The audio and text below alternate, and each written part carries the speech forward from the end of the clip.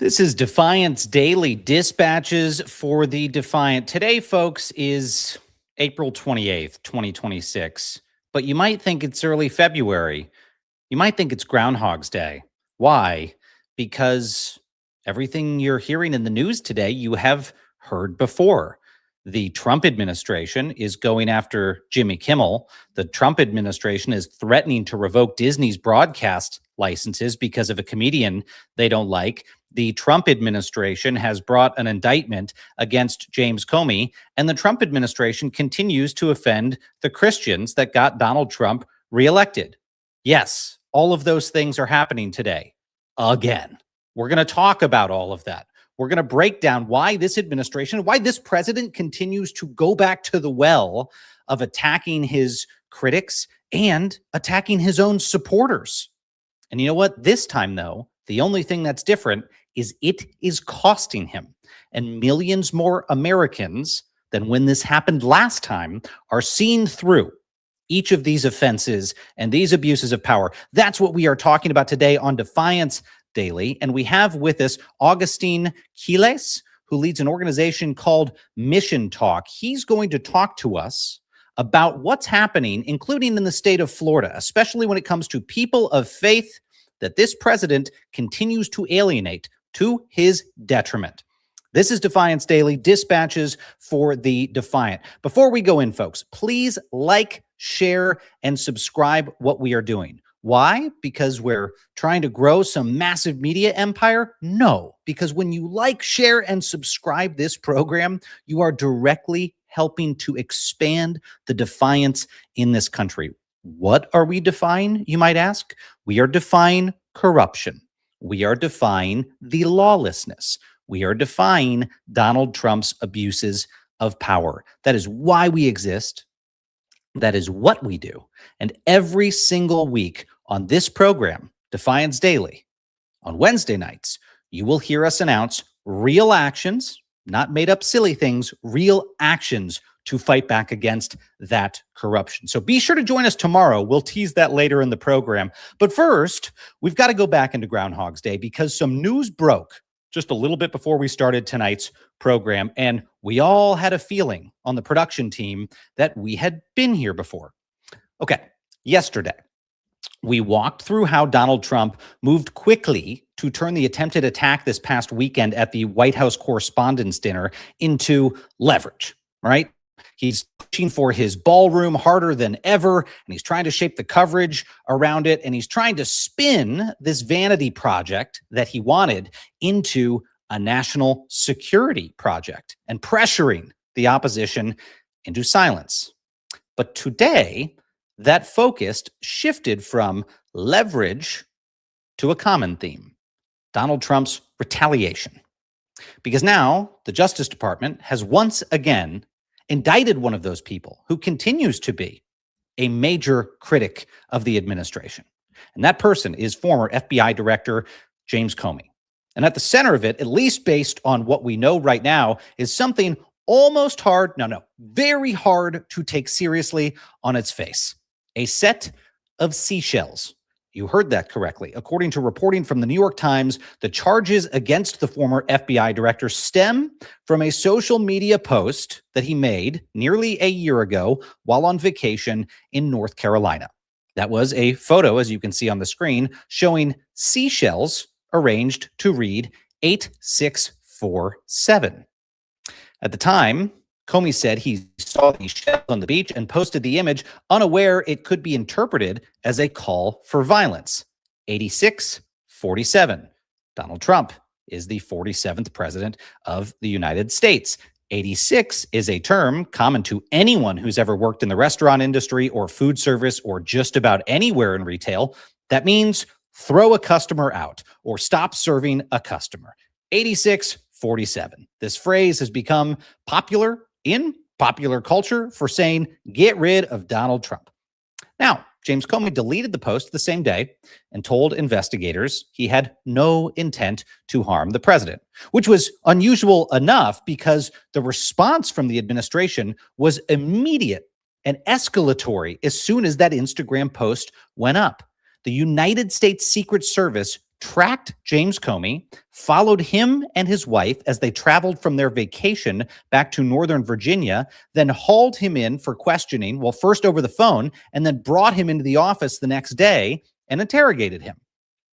Even with that level of scrutiny, the matter stopped there. No charges were filed. Why? Because Comey had engaged in obviously First Amendment protected speech. He posted what many, many thousands of people have posted online. 86-47. Let's get rid of Donald Trump. But instead, the Justice Department, the same Justice Department that tried and failed to accuse James Comey last year of lying to Congress, that tried and failed to indict him in an indictment thrown out by a federal judge, decided they needed something else to do to the FBI director. So even as those other cases collapsed, they went back to the well. And before this all happened, James Comey made clear he did not expect that to be the end of it. Those previous attempts last year to try to bring some kind of case against him in an obvious act of revenge. Here he is last year, shortly after all that happened. That Donald Trump will probably come after me again, and my attitude's going to be the same. I'm innocent, I am not afraid, and I believe in an independent federal judiciary, the gift from our founders that protects us from a would-be tyrant. Now, when this new indictment was announced earlier today, legal experts immediately raised a very basic question. How on earth does something like this rise to the level of criminal charges? And today, the Justice Department held a press conference to lay out its case. North Carolina returned an indictment against James Comey on 2 counts. The first count is that on or about May 15th of last year, he knowingly and willfully making a threat to take the life of and to inflict bodily harm upon the President of the United States. Count 2, same day, May 15th, 2025, that the defendant, James Comey, knowingly and willfully transmitting in interstate commerce a communication that contained a threat to kill the President of the United States. Both of these counts carry a maximum term of imprisonment of 10 years. So I think it's fair to say that threatening the life of anybody. Right. So the press was quick to pick up on the glaring hypocrisy of these charges. Take a look. That's really where we're at. It's clear that you don't want to talk specifics today. But to the American public, can you at least give us a sense of whether you have hard evidence or evidence that shows that Mr. Comey intended for President Trump to be harmed? And then secondarily, for critics who say, where does free speech end and an actual threat of violence begin? I don't know what critics say that, especially today, but it's not a very difficult line to look at, and it's not, in my mind, a difficult line for one to cross over one way or the other. We cannot, you are not allowed to threaten the President of the United States of America. That's not my decision. That's Congress's decision and a statute that they passed that we charge multiple times a year. And so whether there is a defense, as you just described, Maybe there is, but the government will have evidence. I am not going to talk about the evidence that we have. That's unfair to him. It's unfair to the prosecutors, but it's enough to say that the grand jury returned an indictment. I'm just going to take one more question. Yeah, definitely unfair to the defendant to let him know the charges against him. Actually, Todd Blanche, get out your fucking Constitution, because James Comey actually has a right to know the evidence against him. But that's a secondary question, and sorry for cursing, but this is a really silly one, folks, especially because the Trump administration's animus for the Comey family doesn't stop at James Comey. Right now, the Trump administration is also going after James Comey's daughter. James Comey's daughter, who was dismissed last July from her job in the Justice Department with little explanation beyond a reference to presidential authority under Article 2. In other words, the president saying, I can fire whoever I want. Even though, as Maureen Comey, James Comey's daughter, argued, she has a right to civil service protections in the government. She wasn't a political appointee. Congress outlined protections that should keep her in her job unless there's an appropriate review that determines that should be eliminated. She also should have appeal rights. Here's the good news for her. A federal judge rejected the Justice Department's attempt to block that lawsuit from Comey's daughter and allow her case to move forward, challenging her firing as a federal prosecutor. Judge, again, disagreed with the Justice Department's case that it should be thrown out, and now that moves forward. I want to bring into my Defiance.org co-founder Xander Schultz into the conversation. Xander, I don't know if you've ever worked at a restaurant.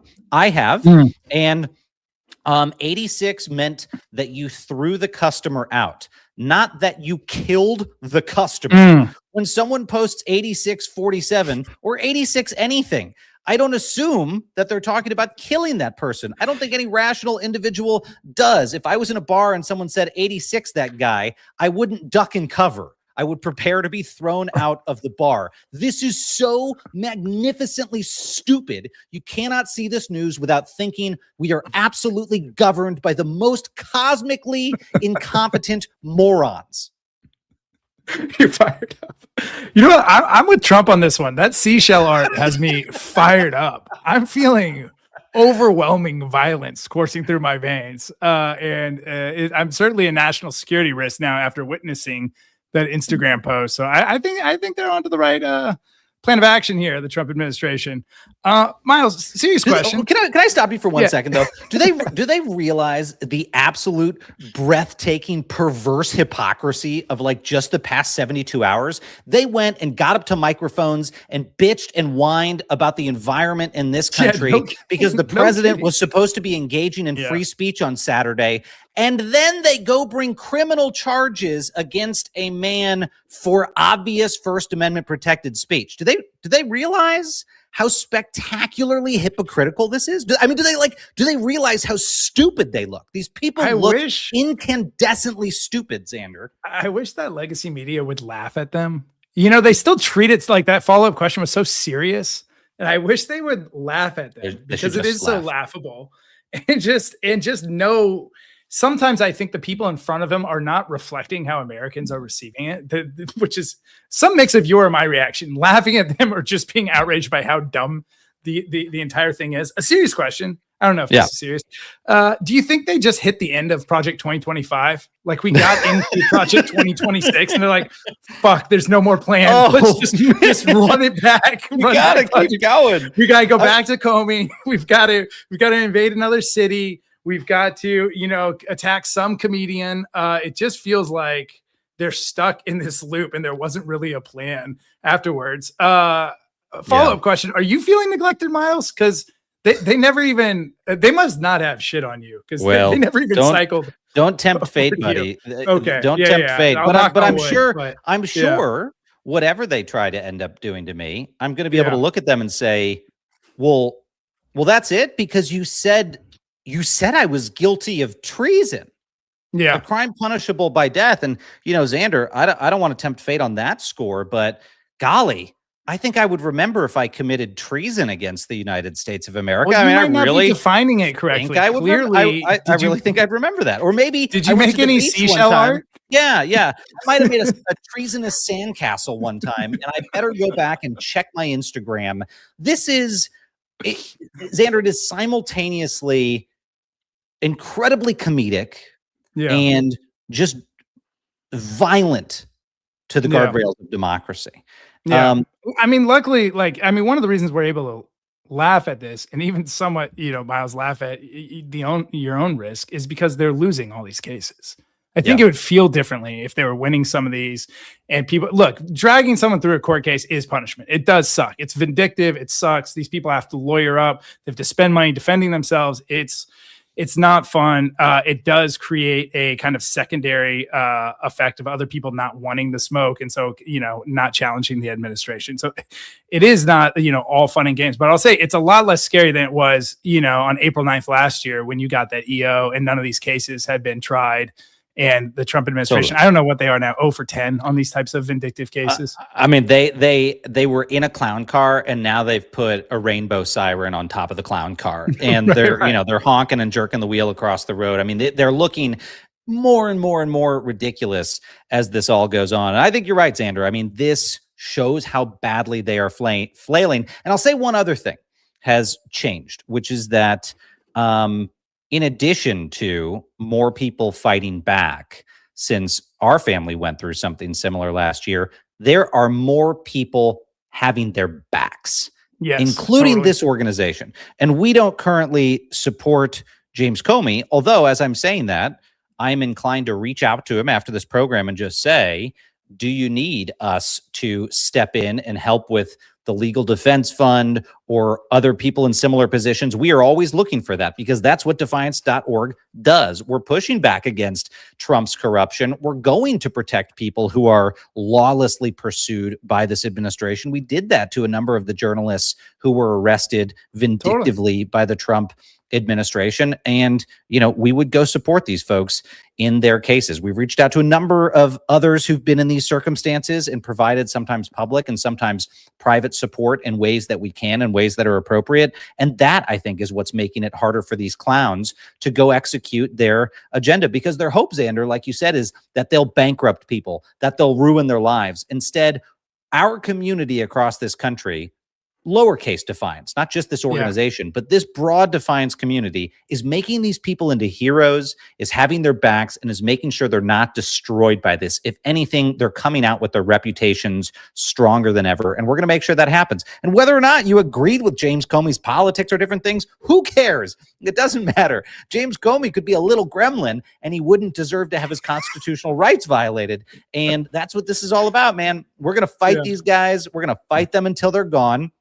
But we're going to keep going, Xander. We're going to fight them after they're gone. We're going to keep fighting them until their acolytes are in jail. And we're going to keep fighting them until the only shred of their memory that's left is in history books that serve as a warning for future public servants that they better not violate the guardrails of democracy, or they will be destroyed. That's how long we're going to keep going at this. I think we've got a little bit more endurance than the people in the clown car.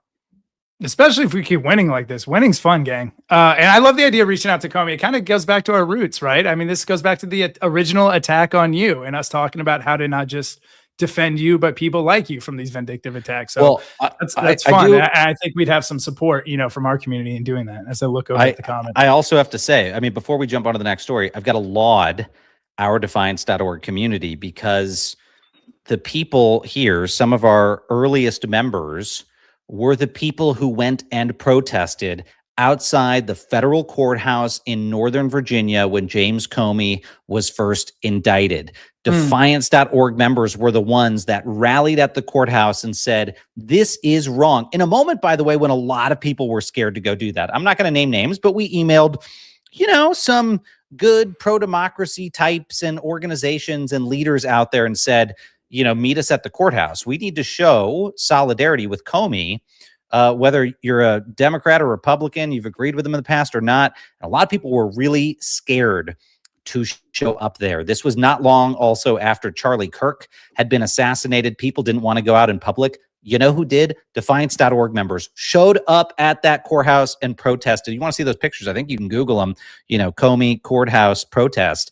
Very proud of the people who did that. By the way, Jania in the chat says there's a good band name that we had in the conversation, Xander. Treasonous Sandcastles. Golly, that's Treasonous Sandcastles. That's a real good one. If I didn't have a easy to remember password for my laptop right now, it would be Treasonous Sandcastles. I mean, it's kind of a lot to type in, but that feels secure. If my typing wouldn't make so much noise, I was going to buy the domain 86 Political Persecution and make that the name of the campaign. But Mercedes has told me I'm a very loud typer, so I try to do it when I'm off screen. Oh, that's a good one. You better snatch that up before other people do. That the other person's just you. You're my only competition for these types of domains. I know. That feels like a campaign that Defiance.org should launch. We come up with our best ideas live. People are liking it. All right. Yeah, 86 Let's political do it. persecution. Is there a shorter? Persecution.org. How about just so 86? Long. How about just 86 revenge? Persecution? How about just 86 revenge? 86 revenge. I like it. Yeah. All right. Tomorrow, your mission. No, I don't know if it'll be that soon, but we'll try to figure out how to get that going. Or 86-47 revenge? No, that sounds too. This is the point where we go, whatever. We'll offline it. We'll come back to you guys. We'll offline it. One last thing I need to say about this, because I know a lot of people on social media are pointing it out. Jack Posobiec or Posobiec, or however I say that guy's name, that right-wing MAGA, loony, had written on social media previously 86-46. Referring to Joe Biden. Here's what's really interesting about that, folks. The hypocrisy, interesting. There's also some legal significance to that potentially as well. If the Justice Department is not bringing charges against Jack, this is an issue. The Justice Department potentially faces two choices here. One, they can decide not to prosecute someone like Jack, who had posted this similarly about Joe Biden. And in doing so, they will hand James Comey the easiest way to get this entire case dismissed, which is that a judge can determine, well, this is selective and vindictive prosecution. The Justice Department's clearly not charging other people with these crimes. We're going to throw this thing in the waste bin. Or the Justice Department can decide to go charge their own allies and deal with the last few MAGA influencers that actually support them, saying, why are you coming after me for free speech? Over to you, Justice Department. Take your pick. Anyway. This almost has that feeling, Miles, of like when an ad's running on YouTube and I'm like waiting to just hit skip ad. Like we almost know how this is going to end. It's a BS trial that Comey's unfortunately going to have to go to, and it's going to be dismissed. But like, they keep putting us through this shit. They just keep making us watch them do these nonsensical things over and over again. And what are we going to do, Xander? We are going to keep doing this. We're going to keep defying them. And I'll remind folks, James Comey, in his statement, the last time they charged him, basically said he closed his Substack message with, let's have a trial. And he said it confidently. He said it calmly. And if you go back and watch that tape, it is the exemplar about how to react in these circumstances. And there is someone else, Xander, who's going to be, I'm guessing, reacting the same way, defiantly and with confidence. And that's because our second story tonight is another Groundhog Day story, this time with comedian Jimmy Kimmel. Yesterday, Donald Trump and the First Lady publicly demanded that ABC, once again, fire late-night host Jimmy Kimmel over a joke he told days earlier during a parody event of the White House Correspondents' Dinner. Because there was going to be no comedian at the dinner, which there usually is, Jimmy Kimmel said, fine, I will tell the jokes about Donald Trump that need to be told. And among one of those jokes was one about Melania Trump having a glow like an expectant widow. Now, that came 2 days before the shooting and has since been reframed by the White House as dangerous rhetoric. Jimmy Kimmel responded to that last night, pushing back directly and making clear what he meant and what he didn't. Here's part of that monologue. Greeted the day facing yet another Twitter vomit storm and a call to fire me from our First Lady, Melania Trump, saying I should be fired because of a joke I made, again, 5 nights ago. It was a pretend roast. I said, our First Lady Melania is here. Look at her, so beautiful. Mrs. Trump, you have a glow like an expectant widow, which obviously was a joke about their age difference and the look of joy we see on her face every time they're together. It was a very light roast joke about the fact that he's almost 80 and she's younger than I am. It was not, by any stretch of the definition, a call to assassination, and they know that. I've been very vocal for many years speaking out against gun violence in particular, but I understand that the First Lady had a stressful experience over the weekend, and probably every weekend is pretty stressful in that house. And also, I agree that hateful and violent rhetoric is something we should reject. I do, and I think a great place to start to dial that back would be to have a conversation with your husband about it, because... Boom. Judging by the sound of those claps, Jimmy Kimmel's focus group was a lot more on point than Donald Trump's, because Donald Trump, focus group of one man, says It wasn't funny. Those jokes weren't funny.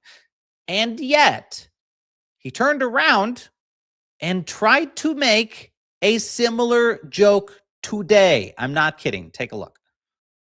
Beautiful Mother Mary MacLeod. Mary MacLeod was born in Stornoway, Scotland, the Hebrides, and that's what they call very serious Scotland. There's no question about it. Some places they say, well, it wasn't really Scotland. The Hebrides, that's real serious Scotland. That's where they had their greatest of warriors, their greatest of warriors. She came to America at 19, met my incredible father. We loved him so much. We all loved him. We loved her. We loved him, Fred, and they were married for 63 years. And excuse me, if you don't mind, that's a record we won't be able to match, darling. I'm sorry. Just not going to work out that way. We'll do well, but we're not going to do that well. Trump joking about his own age, his own mortality. I guess it's only funny when he does it, not when it's happening at his expense. Now, on top of ripping off Jimmy Kimmel's material, today, federal regulators took a step that moves beyond the silly stupidity that we often see on Truth Social. According to reporting from the New York Times and Reuters, the Federal Communications Commission is preparing, and in some cases already moving forward with, a sweeping review of Disney and ABC's broadcast licenses. Interesting. Also, according to reporting, this is happening 2 years earlier than it should be. The FCC says the review is tied to diversity and inclusion policies, but that timing is not subtle. This comes as Donald Trump is actively calling for Jimmy Kimmel to be fired, and as his FCC chairman has been openly exploring ways to accelerate license reviews for major broadcasters. Like I said, this is not a routine step. The federal government has never ordered this kind of sweeping review of a major network's licenses. Hear that again, never before. Those licenses are what allow ABC-owned stations to broadcast in major markets across the country. Losing them would mean losing access to those audiences entirely. Now, in practical terms, actually revoking those licenses would be extremely difficult, according to experts, and would almost certainly trigger a very long legal fight.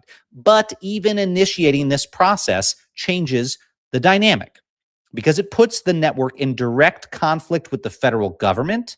At the same moment, the president is publicly demanding action against one of its hosts and putting that network in a position that could be very, very costly financially and reputationally.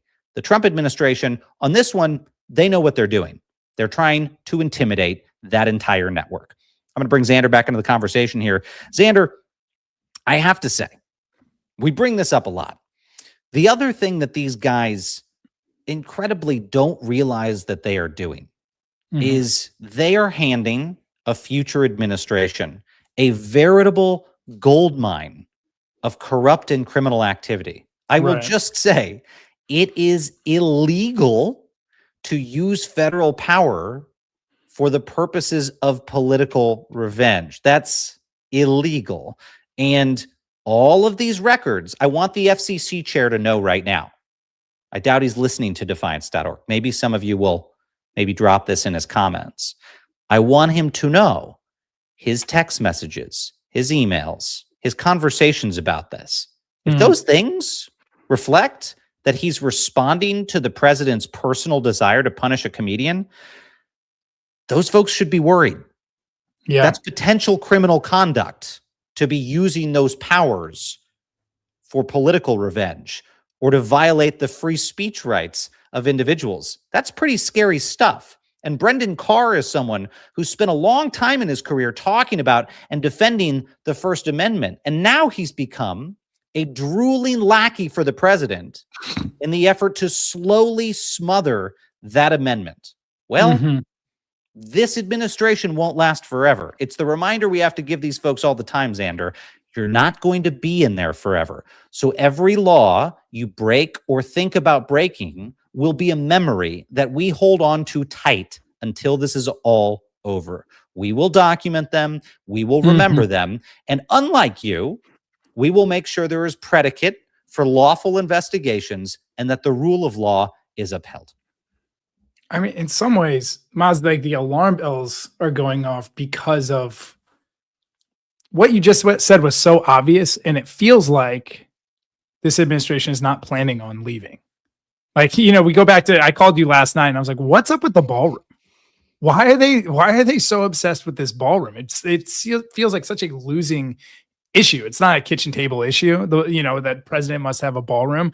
It feels like this administration is going from a desire to have, or at least a strategy to have legitimate democratic power, even if they're willing to reject the outcome of the election, to they no longer believe they're going to have legitimate power. And they're doing a bunch of things, including building a giant bunker, including trying to, cancel free speech across the country and with influential people to kind of shift their strategy to holding power by force and coercion. I don't know. That was my immediate take once you started talking about they're not planning for after this administration. It does feel like they're not planning for life after this administration in some ways. Do you have the same alarm bells going off? It sounds fantastical, but it's logical.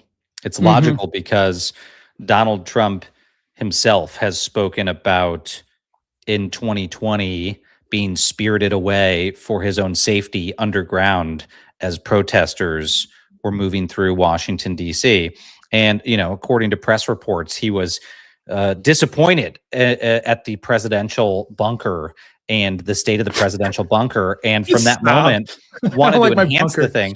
That's right. I mean, you're only thinking about enhancing your bunker if you're planning. You plan on being in a bunker. Guys, this is really simple calculus. Yeah. This isn't like conspiracy theory stuff. It's really, really simple. Donald Trump is not a complicated man. He's probably the simplest man to assess psychologically that I've ever encountered, ever. And I'm not a psychologist, but you just look at the guy. He went down to the bunker. He didn't like the bunker. He plans to go down to the bunker again. He would like a better bunker and he would like a ballroom on top. That's it. That's the full story, guys. No investigative reporting needed. There it is. And it's enough to be worried about, and certainly enough to convince supplicant members of Congress that maybe they shouldn't go along with it because it's not only corrupt, it's a little bit of a warning sign about what the president intends to do. I don't doubt that, Xander. And I think on January 6th, 2021, Donald Trump had wished he had a better bunker to go down to. Why did he sit in the ante room of the Oval Office? Well, because he knew no one had hyped up the bunker, right? That was no better. And so he sat there throwing hamburgers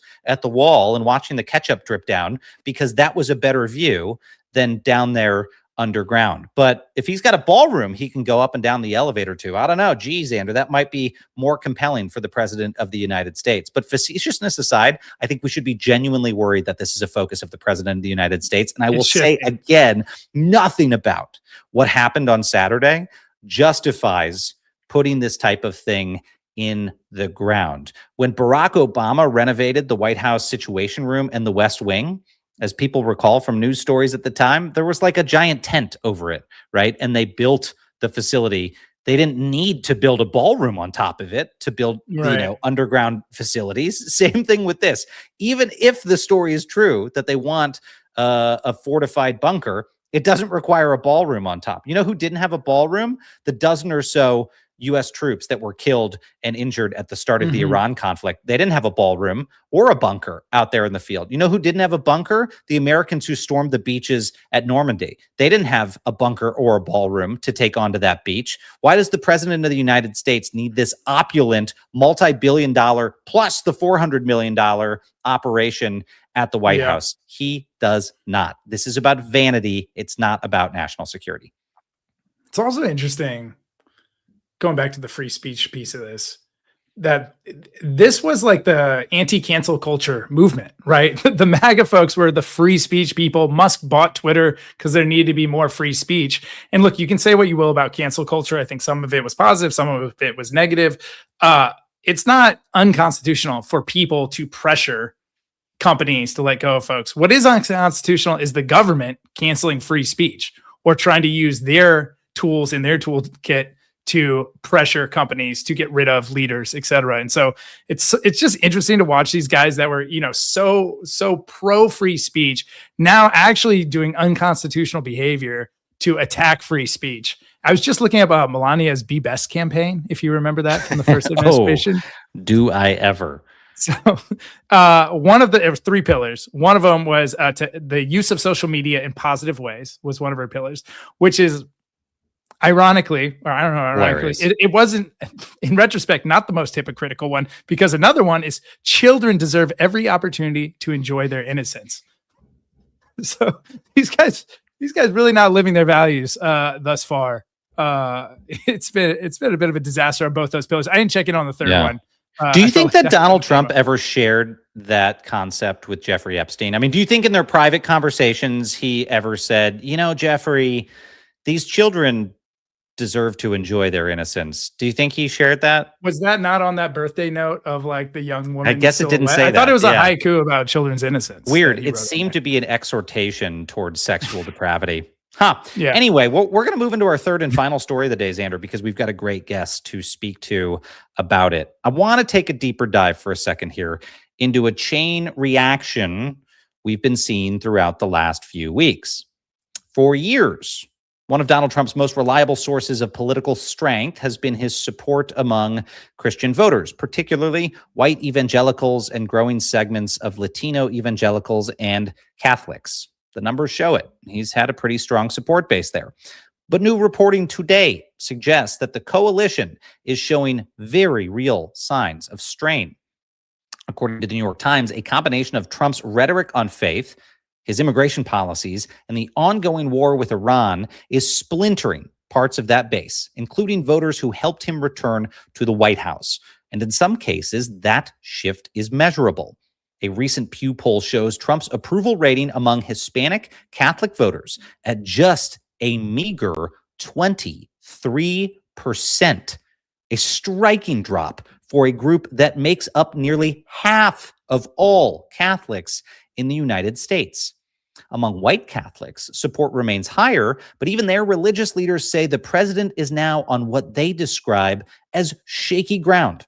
And it ain't just about his rhetoric, folks. Faith leaders, particularly in Latino evangelical communities, say immigration enforcement and Trump's crackdown have had a direct impact inside their congregations, with attendance dropping as much as 30% in some churches as families stay home out of fear of raids. Just think about that for a second. People afraid to go sit in the pews, worship their God, profess a love for Jesus Christ because they are afraid of being dragged from those pews by their arms and by their hair and disappeared from this country. Others point to the president's increasingly aggressive use of religious language as one of the reasons for this drop, invoking scripture, framing political power in spiritual terms, and at times presenting himself, Donald Trump, as chosen or protected, equating himself to Jesus Christ. That's clearly going to alienate some longtime allies in the faith communities. At the same time, some of Trump's most prominent supporters in those communities are still standing by him, arguing that his policies outweigh their concerns about tone or behavior. So while you're not seeing a total collapse of support, it's something more complicated, a coalition that still exists but is starting to fracture under pressure from Donald Trump's divisive words and real-world actions. And in a midterm cycle, even small shifts like this inside one of these groups, and in some cases, somewhat sizable shifts, can have a very outsized political impact. To help us understand what this looks like on the ground and how faith communities are responding in real time, we are now joined by Agustin Quiles, who leads Mission Talk and who works directly with communities navigating these exact tensions. Hello, my friend. Xander tells me I can call you Gus. Yeah, you can. Is that true? Yes, call me. Gus! Welcome to the What's up, program, brother? my friend. Thanks for being with us. Thank you, Miles. Thank you, Sander, for having me on the show.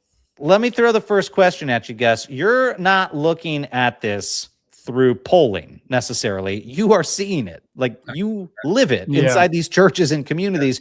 Tell us what's actually changed the past few months and how people are talking about Trump and his policies in the pews and afterwards as they're grabbing a cup of water and they walk out of the service. It's just humanity, man. It's just, the pain, the direct pain they're feeling. I got a pastor called me from Fort Myers. Hey, my 20-year-old member, he's a Cuban, with 3 kids, his wife, goes to the immigration system every year for the past 20 years, goes around this time around, gets picked up, sent to Mexico. He doesn't know anyone in Mexico. He's from Cuba. Now you got 3 children, 1 left the church. They don't want to know about the church because they stop believing in God when they see things like that. And then you got other pastors that are calling me, telling me I have a 20-year-old girl whose husband is 22. He's a roofer. Gets picked up. They have a baby, a 6-month-old. You have now a 20-year-old girl with a 6-month-old baby. You have a pastor who's, pastors don't make a lot. They do this from the heart. They're serving people, carrying with all this pain, and that's what we're feeling. And over these stories just don't stop to the point where I think they're coming to a realization where this is beyond politics for them. It's like what was promised to them, and you have to understand this community, right? Our Latino evangelical community, for the most part, they're conservative around selective issues, and there's a lot of reasons why, right? We could go into that and we will never end, but when you start talking to them and you start listening to them at the bottom, sometimes they don't even understand why they select some issues for other issues and reject other issues, right, that matter to them, and they end up even voting for their own interests. To me, to be surprising, the work that I do is very, very internal, where you get to ask this difficult question when they call you and they're like, "Hey, I don't know what's going on. I thought this administration was going to defend. They were just going to deport immigrants, but my members are not even coming to church. Empty pews, and that's a reality that you're facing. There's some media obsession with just focusing some Latino evangelicals that are the voice for this administration, but I'll be honest, for the most part, Latino evangelicals have rejected the fact and are actually calling this out. This is unjust, and they're not buying it. So what you see on those stats that you showed is not far from the reality. I'm telling you, someone who's on the ground with them, right? Yeah, but I see that mainstream media, a lot of times, they tend to highlight those that are actually the voices because it sells. It sells. But if you get in these communities, you get into these churches, you come, walk in the door, have conversations, with them, you're gonna get a whole different perspective. And it's sad because I'm a evangelical Pentecostal who knows my community. They have a heart for community. They serve people. I mean, when you decide you have an engineer that decides to not be an engineer, or a lawyer who doesn't want to be a lawyer, wants to be a pastor and starts making money and becomes a pastor. People think this pastor are just people that don't have education. No, you have doctors, pastors, lawyers that could be lawyers that have decided not to pursue just to serve their community, right? When you see that, these pastors giving their all, and then you see media painting Latino evangelicals and Pentecostals as the, kind of the base of this administration, for me is like, I just don't understand. And I'm not saying they're going left or they're staying right. I'm not saying that. What I'm saying is there's an awakening in them to do what's right, and they to call out justice. And I give you a great example. I sit in front of them. I sat down in front of a couple of maybe 12 bishops. And, and I'm like looking at all the bills that they actually, that the Florida State Legislature is actually bringing them. Like, this is just not right, right? So as I see it, I'm like, you know what? I need to, because one of the problems that we have, these bills, they're hard to find. I brought them down, make them easy to understand, put it in front of them. I'm talking about most of them hardcore, Trumpists, probably, that's all they know. And when you put those bills right in front of them, where they see in a practical, in a visual, easy to understand way, where you put it in front of them, remember, there's no media now. It's no Fox News, no CNN. It's really what's coming down from the legislature. Boom, put it in front of them.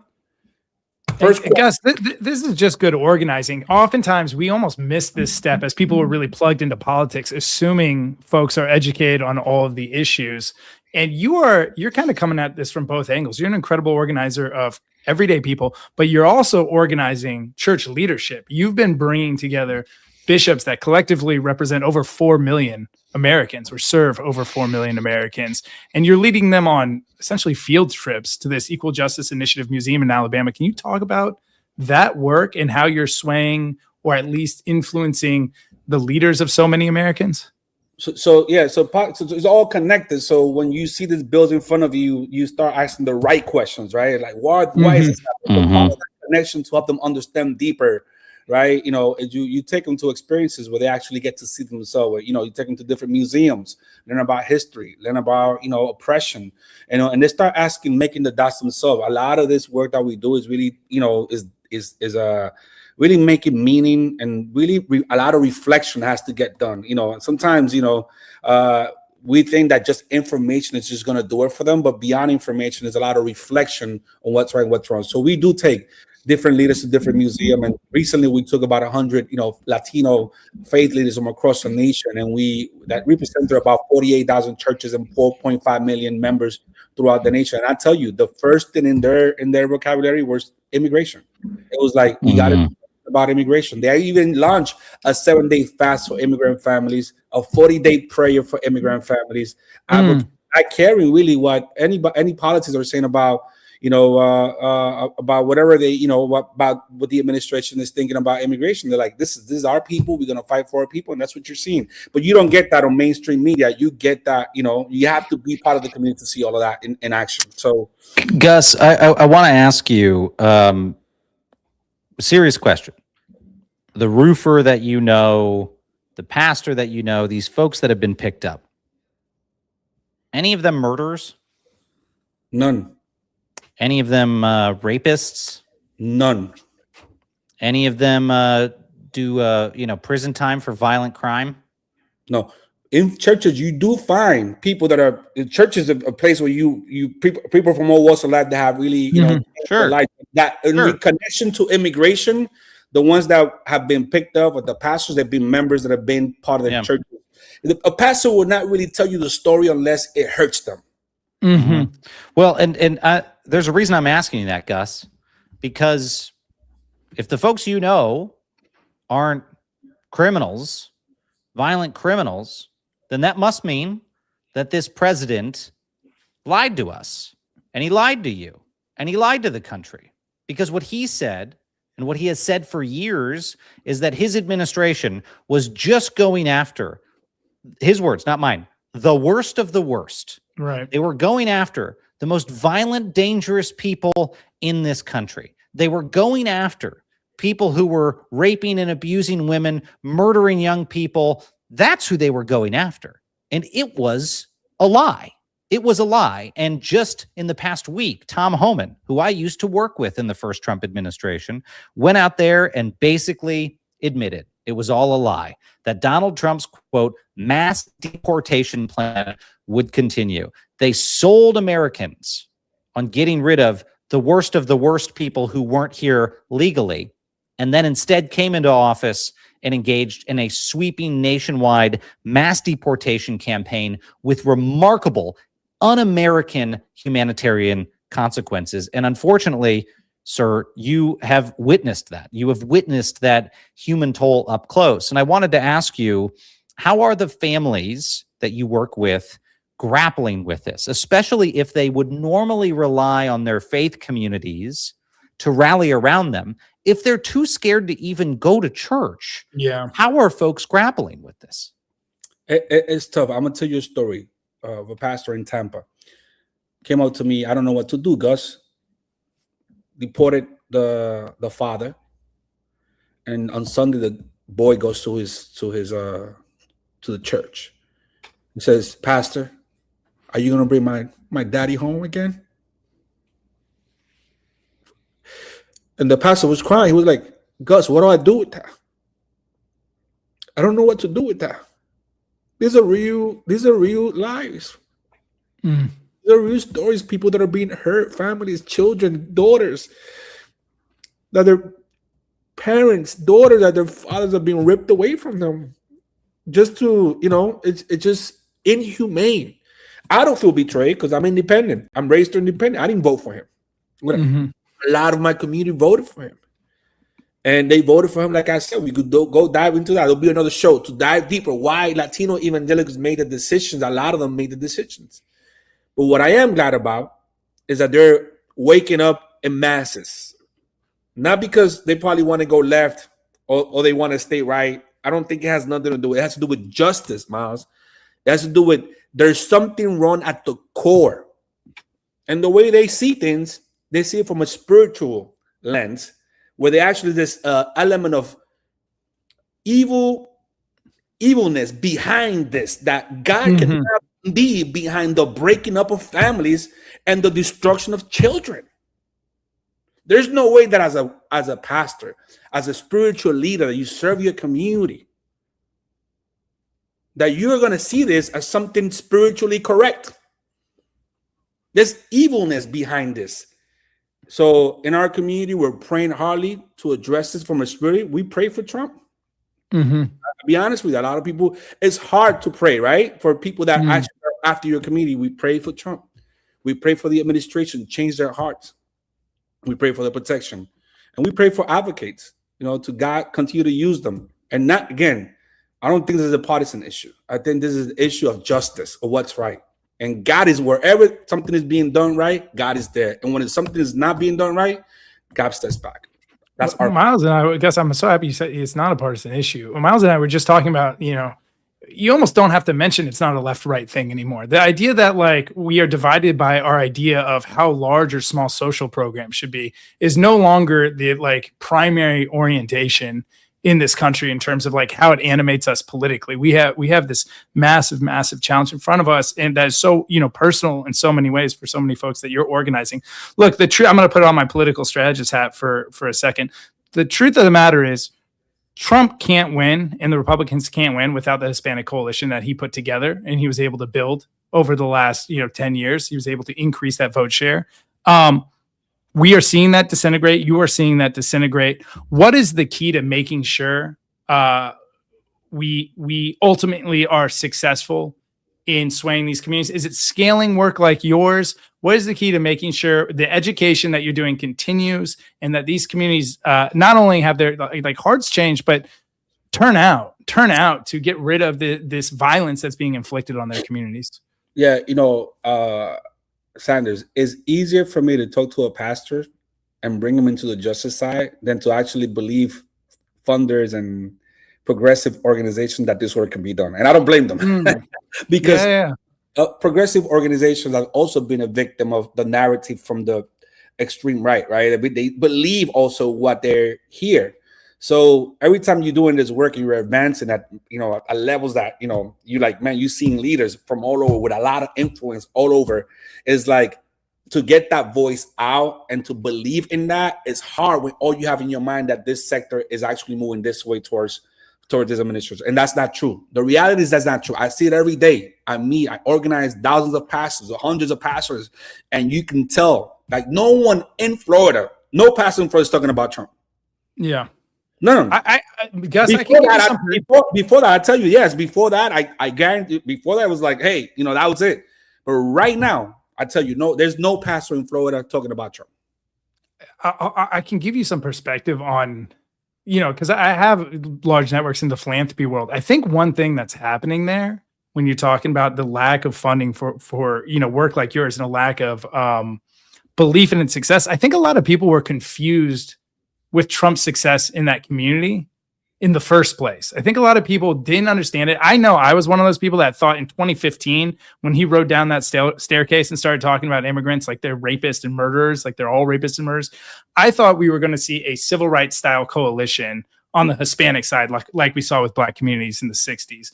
And it didn't materialize. And I think there's a lot of folks who aren't necessarily cynical, but there's a lack of understanding. There's probably, in the same way you're educating voters, there's probably an education of, people like myself, and certainly like philanthropy and donors that need to understand. And you said it's for another day, this bigger 101 course on how that happened, but it would be great to get kind of a couple, a little bit of an understanding on your take on why that happened. Because I think when people understand what that promise was that they saw, and maybe why they didn't believe this violence was going to happen that felt predictable from my end.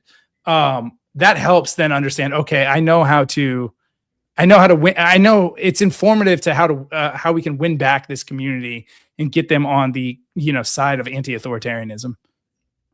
Anyone who does this work, understand that social change comes through organizing, education, and narrative change. That's what you guys are doing, narrative change. Organizing and education, big part. 30 years, the Republican Party, to be honest, has been in front of the faith community. They've just been there. They've been running a better ground game. Totally. They've been there. And then, of course, I understand the reason why Democrats are not really, they want unity, and they probably perceive, faith as probably some way divisive and stuff like that. So, and I get all of that, because it can be to a certain extent, but part of it, we have to be present, and then I think also, focusing on those, kitchen table issues, the economy, bringing them around the issues that really matter, that really bring communities together. Sometimes we go to the extreme, and that's a big problem, because when you start, doing this work and thinking that you are going to organize, just focus on the extremes, you're going to miss out on a big chunk of people. And I tell you, a lot of people are in the center. Yeah. They want peace. They want justice. They want to be, they want to see, love their neighbor, have a good conversation.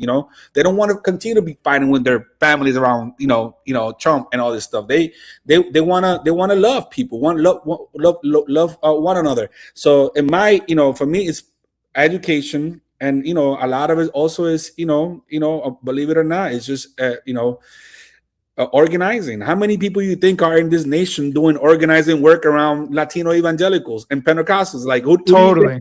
You name me one that is doing from a Latino-led organization that's doing grassroots Latino-led, and Totally.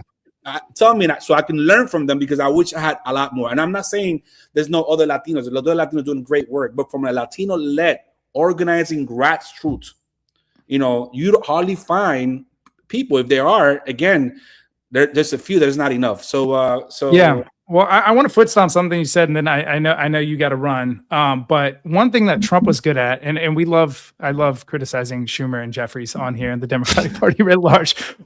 One thing that Republicans did do is they don't give up on demographics just because they won't win the majority. They invest in lots of different demographics so they can win just a increased share of them. And we saw Trump be especially good at that, investing in working class people when that didn't feel like it could possibly be a Republican vote, investing in Latino communities when he was running an anti-immigration platform. And Democrats, progressives, whatever you want to call the resistance side at this point, needs to keep that same idea in mind. Just because you won't win 51% of a demographic overnight doesn't mean you shouldn't make inroads and figure out how to speak to that demographic. And I'm happy you mentioned that, because we try to break down this issue in so many ways, but oftentimes it falls into, are we investing in it or not? And to your point, we were not investing in organizing faith communities into progressive politics. And I want to say this one thing, Sander. I'll be honest with you. This community, they're not gonna be bought out. If they have to speak up and hold accountable a Democrat, they will do it. If they're gonna hold out a Republican, they will do it. Mm-hmm. You get them in value. You get them through the values, the shared values that we have together as a nation. We get them there, and they're gonna fight and advocate for what's right. Right. The whole idea that you're gonna buy this community and they're gonna push them is backfiring on the Republican. They thought they had this community. I'm telling you, they don't have this community. Yeah. They may think they have it, but they don't have it, and it goes the other way. No one owns this community. This community is really driven by those biblical and those Christian values that are about love, that are about compassion, and that are about justice. That's the center of this community. Well, Gus, I've got to say, first of all, you exemplify those Christian values.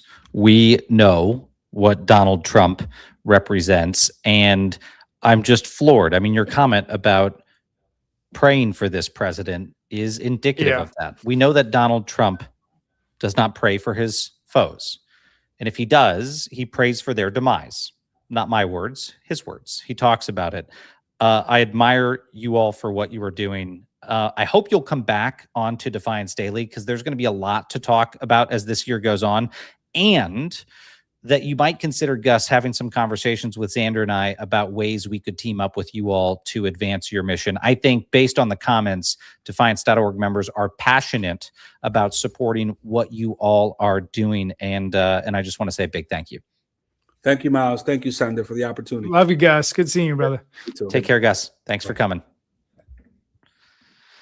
Great guy, man. We're really lucky we've got folks like that out there to be the moral counterbalance to the vitriol that we are hearing every day spewed on news networks, Xander.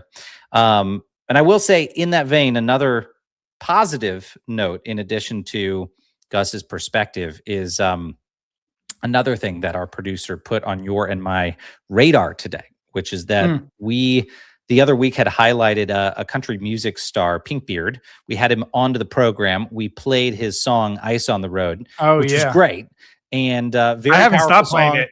I haven't very stopped heavy it song. Xander was a quivering, wasted piece of jelly. He was reduced to tears. It was remarkable to watch. So today we're going to make it up to you. We owe you an anthem, or a bop, as the kids say. So today, here's a creator and country music artist, Brian Andrew, with a new song to join the Defiance. Take a look.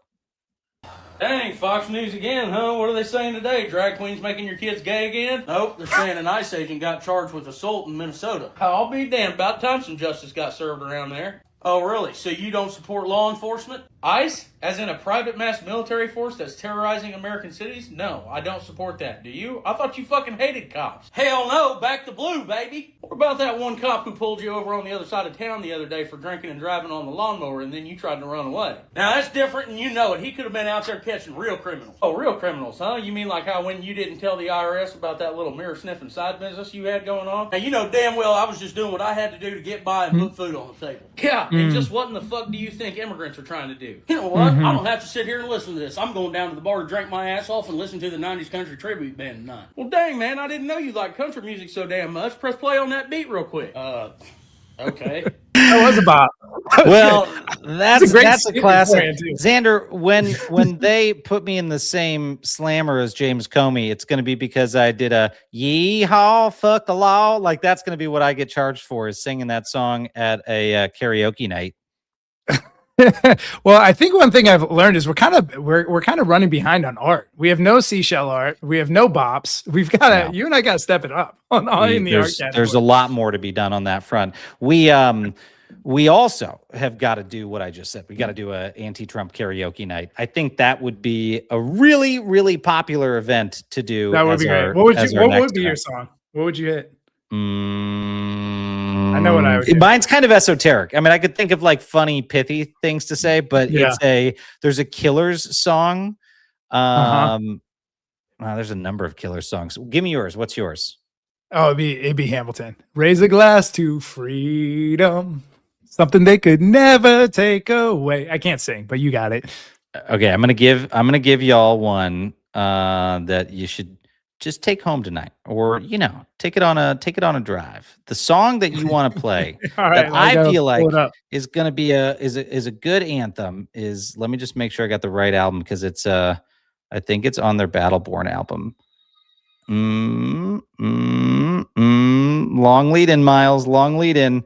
Yep, it's on their Battleborn album. The song is Battleborn. Battleborn. Underappreciated Killers album. The song and the album are called Battleborn. That would be my anthem that I would sing. You're going to like that. You are going to love that tonight. You in particular, buddy. I'm surprised that I haven't shared that. So, oh, yeah. You're going to roll the windows down. I, in general, am behind the times on the Killers. I haven't done enough Killers. People love that. Man, people. Your co-founder is like the most intense Killers obsessive that there is. I ran into the lead singer, Brandon Flowers, when I was in Utah a couple of months ago, and I'm not starstruck by anybody.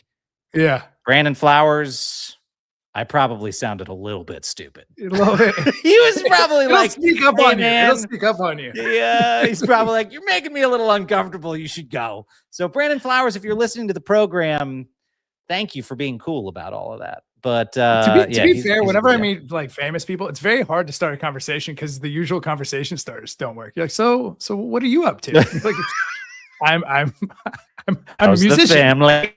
You know this. It's just it either sounds creepy or what you working on as you're on their set. Yeah. Oh, too good. All right, Xander, we'll take a couple of quick ones and then we're in overtime. A couple of quick ones. Questions from Defiance.org members. If you are a member of Defiance.org, you can drop your question into the chat. And Illinois, I'm your boy. God, what a great username. Illinois, I'm your boy. Asks, can't Comey countersue for harassment? I'm not a lawyer. I just cosplay one on Defiance Daily. I don't believe that that's the case, but there are an awful lot of things James Comey can do. He's also represented, and I presume he will be for this case as he was the previous ones. He's represented by one of the best lawyers in America who, Illinois, I'm your boy. If you're from Illinois, this was your former U.S. attorney up in the Chicagoland area, is now James Comey's chief counsel, and they'll be pursuing any number of ways to get this thing thrown out light years before it reaches a trial. Light years before it reaches a trial. I am willing to barter Xander's entire existence and his net worth and any new studio setup. Barter my new studio setup. I'm going back to my webcam. We're gonna barter it all on the fact that this thing gets tossed before it goes to trial. But that's not the point. The point is they're trying to scare people. And I have heard from a lot of former officials, unfortunately, who are very afraid of things like this. It is dissuading them from speaking out. One of the reasons we built Defiance is to persuade them not to be afraid, to have those people's backs. But the point here is fear. It's to make people scared. It's to try to bankrupt these folks. But we're going to fight that. But by the way, Illinois, I'm your boy. There is a very obvious case to be made here for selective and vindictive prosecution, which is something that Comey made before. It is unconstitutional to selectively and vindictively bring a prosecution against someone. It was almost the whole reason this country was started. Like it happened before our founding fathers. William Penn, who was like preceded our founding fathers by almost 100 years, came over here to create a justice system that couldn't be vindictive and had to rely on if you did or did not commit a crime, and to start the investigation at the crime. Go back and check out what the Quakers were up to in the late 1600s when they first came over here and were thinking about what this country should be. Yeah. It's not the most American group, Trump and them. Bills of attainder. Those are words I want you to look up in the United States Constitution. The Constitution prohibited bills of attainder. Why? It was one of the things that the founders cited in their chief complaints about the King of England, is that his bills of attainder, his specific targeted acts of retribution, were unfair, were a violation of their natural rights. Xander is correct. That is literally one of the foundational reasons this country was created 250 years ago. And on its 250th year, and perhaps not ironically, on the day the president is welcoming the King of England, his administration goes out there and effectively engages in a bill of attainder and takes an official action against one person for individual animus, that animus of the president of the United States. So attainder, anyway. Your Miles Taylor word of the day for Xander, attainder. So I always get one attainder. Let's take one or two more. Golden Dawn asks, how can I find ICE on the streets? I haven't heard it yet. Look up Pinkbeard across platforms, Golden Dawn. That's what you could do. Pinkbeard is spelled with a Y instead of That's an I. Important. That might be why you I couldn't find it for a day. Yeah, because of that. P-Y-N-K Beard. Yep. B-E-A-R-D. Pinkbeard, if you're pronouncing it verbatim. Look up Pinkbeard. You'll find him. And yeah, listen to that song, Ice on the Road. It's a great song. Henning Pangles. Henning, great friend of the program. Great to see you in the chat. Question, what do you think will happen with or to Pam Bondi anytime soon? Xander, what do you think will happen to Pam Bondi? Well, eventually we all pass away. So, if a long enough time, we all, Cosmically, we all turn to stardust eventually. I'd really hate that if folks asked you. I don't mean in the near term. I asked Xander, what's Miles gonna do next? And Xander was like, well, eventually he's just gonna die. One day we all return to stardust. I don't know. It looks like she's gonna be disbarred, right? Is that how's that going? That effort? That certainly looks like a possibility. Look, I think Henning, if you make any sort of forecast about her future, she is gonna meet some professional bumps in the road. It would be really shocking if Pam Bondi is not facing investigations, federal investigations, state investigations, subpoenas from Congress. I'm just going to guess she'll spend the next 10 years of her life after this administration spending a lot of time in the courtroom and a lot of time with her lawyers. And not a where you little bit want of to an be. educated guess, because it's not just Democrats that are pissed off with her. It's a lot of Republicans too. In fact, Government Accountability Office is now going to conduct a review on whether the Trump administration has been and had been under her tenure violating the law when it came to the Epstein bill. So, not a lot of great things for her in the future. Wait till the whole party turns on these guys. Like that's coming. Like the Tucker Carlsons are like the canary in the coal mine of where this party is eventually going to go. Once they understand how bad for business it is to be aligned with Trump and his cronies, neither political party is going to be their friends. They're still being buoyed a little bit by the bad calculus of the existing Republicans that are in Congress right now. That will shift. That is currently shifting. We're just seeing it first with the influencers. They are correctly understanding that alignment with this administration is a death knell to your career and ambitions, and they are trying desperately to get on the right side of history. In the 11th hour, we're going to see that in totality. There's going to be no one that wants to align themselves with the Pam Bondis of the world. I'm not Nostradamus, but I feel pretty confident in that prediction. That's right, my friend. Yep, that's right. You are Nostradamus, though. You're our Nostradamus. Oh, I am nice. And you're also the bassist in Treasonous Sandcastles, our new band that we will be launching next April Fool's Day. So I think I can pull off bass. I'm not very musically talented. Bass feels like the easiest out of all the instruments in the band.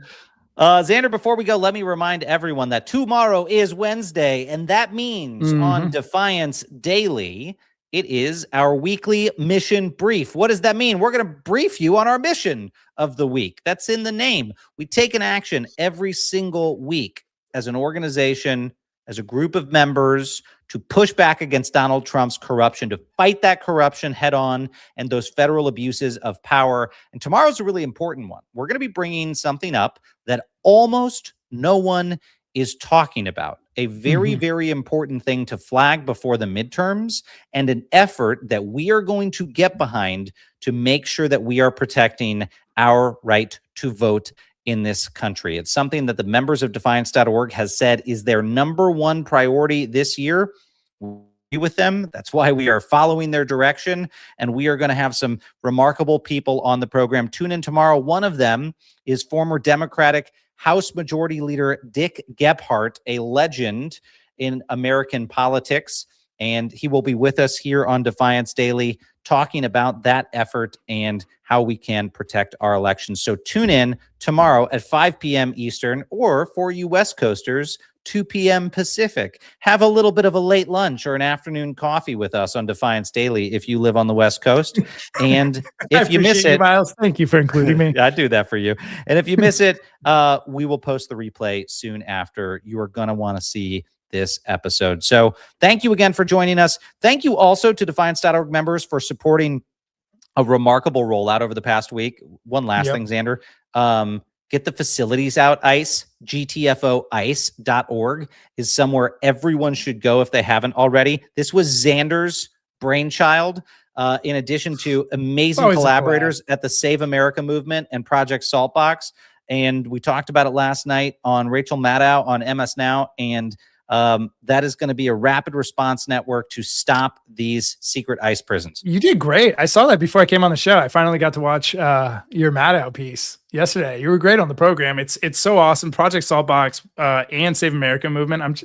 we're just partnered. This whole thing has been so fun, partially because of the humans we get to partner with and meet and work with along the way, doing such great work. The work Project Saltbox has done, unearthing the data that allows, now is going to allow the nation to get ahead of DHS and where they're playing their prison camps, so we can intervene in a number of ways. And we're working on rolling out that playbook right now, from A to Z. The moment the DHS is even looking at a city to after the facility's been opened, what we can do nationally and locally. And so it's been awesome working with those guys. And yeah, Miles, you're a great spokesperson. You do it well.